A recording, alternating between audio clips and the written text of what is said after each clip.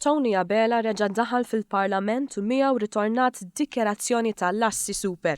Il-Gazzetta Kulħadd analizzat id-dikjerazzjoni tal-assi tal-eks membru tal-Kabinett li fil-passat f'kontroversja nqabad mhux darba jew tnejn. Fi annotar iddikjara li għandu 691,645 euro f'kontijiet fil-banek u ma' dawn numru ta' bonds u isma'.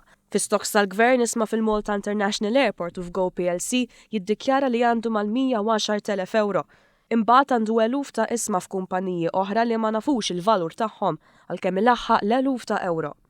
Jispikaw ukoll numru ta' proprjetajiet, tant li jiddikjara 19 il-proprjetà li jvarjaw minn djara l-appartamenti u artijiet. F'każi minnhom huma tiegħu kollha, f'oħrajn għandu sem. Jiddikjara wkoll numru ta' karozzi u saħansitra ma jgħidx kemm hemm. Fost bosta kontroversji li kien maqbud fihom Tony Abela kien hemm dik marbuta mal-ksur tal-kodiċi tal-etika tal-Ministri u s-Segretarji Parlamentari meta kien baqa' jaħdem bħala konsulent mill-uffiċċju tiegħu ta' notar minkejja li nħatar segretarju parlamentari.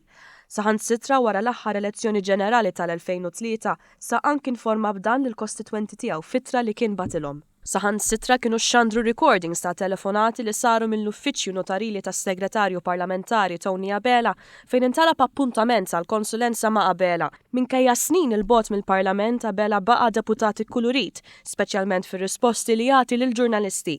Doktor Abela, inti rajthom l-irċevuti? Għandek bżonn niċċempel. Ta' marida U tgħidilha li inti toqgħod tittantanni x-xjuħ. Niġi kważi nannu kien.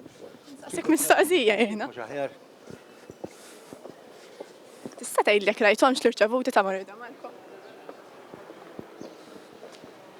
Rajthom l-irċevuti ta' marida Marko? Il-paga tiegħek iddaħħal. Il-Gazzetta Kulħadd mistennija tkompli tanalizza d-dikjerazzjoni tal-assi ta' Tony Abela.